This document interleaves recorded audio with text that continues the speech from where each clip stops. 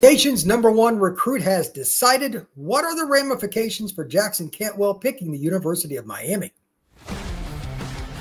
Locked On presents The Portal, the daily podcast covering college football recruiting and everything NIL. Part of the Locked On Podcast Network. Your team every day. Welcome back into the Portal Podcast, where you get your daily recruiting, NIL, and transfer portal scoop. I'm your host, Brian Smith, longtime college football writer and recruiting analyst. Thank you for making the Portal Podcast your first listen each and every day. Truly appreciate you stopping in. And you can get this podcast on YouTube, Spotify, Apple, and anywhere you download your podcast. Thank you once again. And today's show is brought to you by our friends over at FanDuel. Right now, new customers can get $200 in bonus bets when your first $5 bet wins. Today is a very special day, one that I've been waiting for quite a while. Didn't know where he was going, had my opinions, but it could go any direction. Jackson Cantwell ends up with the Miami Hurricanes. That is a huge commitment for numerous reasons. I'm going to break that down momentarily, but I want to explain first why I think he's not only the #1 recruit in the nation, regardless of position. The 6'7.5", 325-pound offensive lineman out of Nixon, Missouri is unique for several points. #1, physically, both parents, not one or the other, just want to get this out of the way, are elite athletes. They were at the University of Missouri. They went to the Olympics. These are phenomenal traits to have. But that aside, there are two other things. #1 is dedication. You can look this up on his X page, and probably he's got one, I'd imagine, on Instagram. I'm not quite as active there, but on Instagram, on X, wherever, look it up. Jackson Cantwell bench pressed over 500 pounds already. There's a video. It's not debatable. His dad's standing there in case things went wrong, but he didn't have to touch the bar. Do you have any idea what kind of weight that is?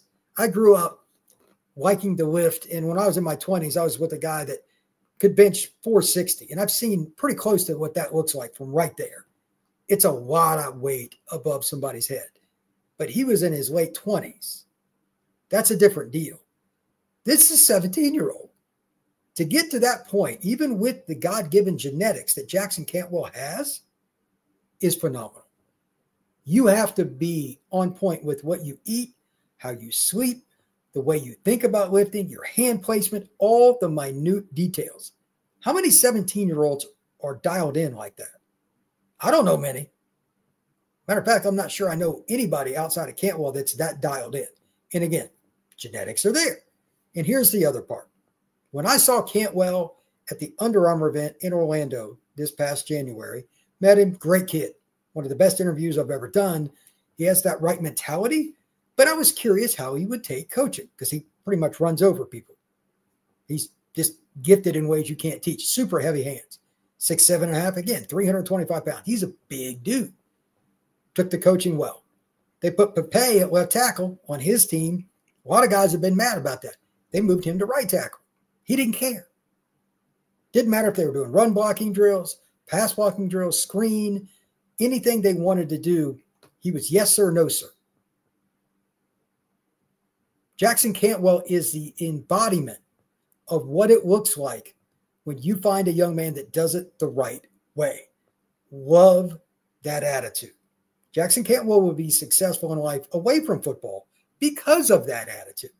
Now, here's the final part of this. To summarize it all, Alex Mirabal is one of the nation's best O-line recruits, and he's probably the biggest reason that he selected the U. There's talk about NIL and all that. Jackson Cantwell was going to be a millionaire wherever he went, so I'm not buying that garbage. He picked Miami because he wanted to go there. That's his right. He could have literally went to any program in the country, and he knows it. But he goes to Miami because he wants to, and he's got a great O-line coach there. Maui Noah will probably turn pro after this year. I would be very surprised if Cantwell is not your right tackle year one. He may or may not move to left tackle during his career at Miami. I don't know. Mirabal cross-trains quite a bit. Maybe he plays a little guard freshman year. There's all kinds of possibilities. Regardless, Cantwell will not care. He will want to help the U win football games. And that's the bottom line. And I know Alex a little bit, and he's a guy that's no nonsense. He wants guys that are going to buy into the team concept, or he's not going to recruit you. This is a great marriage of personalities that are going to work together. And again, the head coach, he's, by the way, a former University of Miami offensive lineman himself. So that doesn't hurt with Cantwell. And he actually tweeted about that on X. So it's funny how all this comes around, and he could have went anywhere, but it's probably a pretty good fit. So good for Jackson Cantwell. When we come back, we're going to talk about commitments for Oklahoma, SMU, Northern Illinois, and there are 2 more commitments today that are really, really important. I think 2 more big-time programs are going to add to their collection of commitments. That is next here on the Portal Podcast. Scaling your business requires the right expertise at the right time. With Upwork, you can find specialized freelancers in marketing, development, design, and more, experts ready to help you make your business to take your business to the next level. Upwork gives businesses flexibility by connecting them with top freelance talent across multiple industries, including IT, AI, web development, and marketing. Whether you need extra hands for a project or a long-term partner, Upwork makes hiring simple and affordable. It's also something that you can do very easily from your computer. Posting a job is free, it's simple, and you can do it in a matter of minutes with Upwork. So visit Upwork.com right now and post your job for free. That's UPWORK.com, Upwork.com to connect with top talent and grow your business today. This show is also brought to you by our friends at FanDuel. The NBA playoffs are in full swing, and every night delivers highlight-worthy performances, major momentum shifts, and can't-miss moments. Whether it's a game-winning shot or a breakout player, there's never been a better time to get in on the action. FanDuel makes it easy to stay in on the game. Before tip-off and with live betting, with player props, performance trends, and same-game parlays, fans have more ways than ever to play smart and win big. For me, this is something that I've always found interesting about the NBA. It's the guy that gets hot, especially after halftime. If you're an in-game guy that likes to bet a little bit, what about the player in the second half? Who's going to get hot? Who's going to hit the big shot? Total points in a quarter, maybe total points for a half. Those are some things that I'm interested in. Or if you're new to FanDuel, it's also the perfect time to sign up. Head over to FanDuel.com and place your first $5 bet. If it wins, you'll get $200 in bonus bets. Make every moment more with FanDuel, official sports betting partner of the NBA.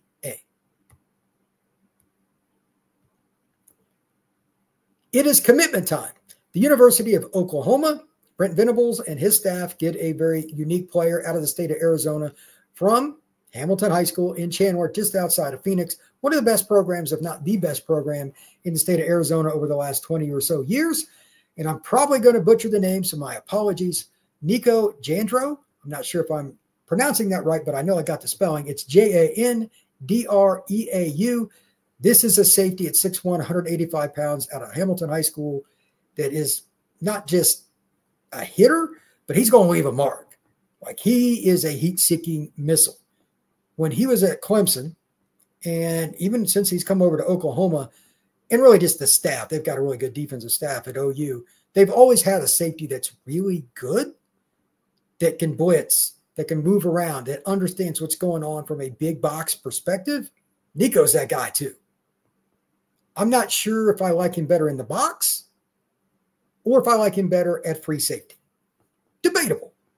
Either way, this is the kind of kid that you like because he's an athlete who can move around and do things, and he diagnoses well. Maybe he ends up being a free safety for the Sooners that helps the back end of the defense. I don't know. But I do know he can diagnose and cover, and again, he's going to come and leave a mark when he hits you. Really good football player. Also, this is kind of unique. SMU, getting a kid out of Virginia? SMU is in Dallas. That's really unique. Markel Dabney, SMU is getting him from Huguenot High School in Richmond, Virginia. And I may be pronouncing that high school incorrectly, but they've had players forever too. 6'1", 205 pounds. Safety, linebacker. Maybe he's a hybrid guy. Maybe he grows into a weak side or a middle backer. Whatever it is, that would be fine. But he also plays on the offensive side of the ball. He could be a big receiver for you. I'm not even sure how SMU views him, and it probably doesn't matter. He's going to contribute. Physical, great hands, great timing, and a kid that's just, quite frankly, underrated by the recruiting services. Good football player. And again, he's from Virginia going to SMU. That shows you how things have changed dramatically in college football. SMU getting kids from the East Coast. Who would have thought? Now, one other kid that I want to mention, just because I think it's unique and it's kind of fun when this kind of stuff happens. Northern Illinois goes into Indiana from Bloomington, where Indiana University is, and gets a kid by the name of Ross Ogden. 6'3", 210, good athlete, could play on either side of the ball, and he's going to Northern Illinois. It's amazing to me. Like, I went to IU. I'm surprised they didn't take the local kid. Maybe they just didn't want him, but why not? And he's going to go to Northern Illinois. These are the kind of kids that end up often in the portal in a couple of years because they've blown up, but maybe he doesn't want to. Maybe Northern Illinois showed him loyalty and he'll stick with him. I think it's a great story. Two more things before we get out of here, both of them about commitments today.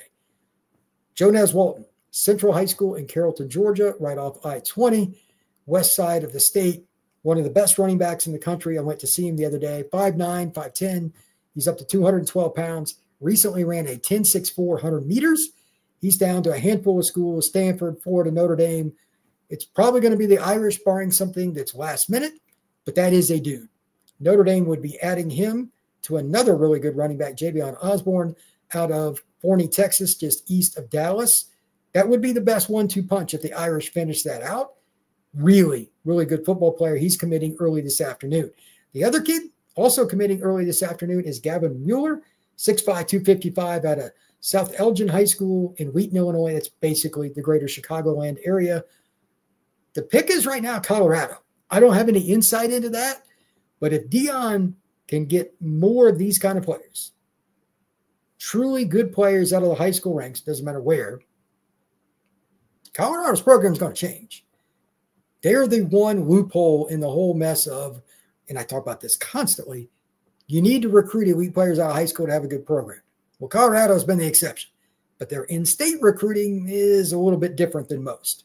It's not easy at Colorado to get a lot of local players because there aren't enough good ones. 5 to 10 kids in that state a year are good enough to play for the Buffaloes. On average, might be a few more, a few less, but in that range. Getting kids out of Chicago. He's getting kids from South Florida. He's getting kids from Georgia. He's getting kids from all over the country. If they can add just 3 or 4 more kids from the prep ranks at the University of Colorado, Coach Prime and his staff do that, Colorado becomes a much more viable contender in the Big 12 and eventually the college football playoff. They're my pick this year to win the Big 12. That league is wild.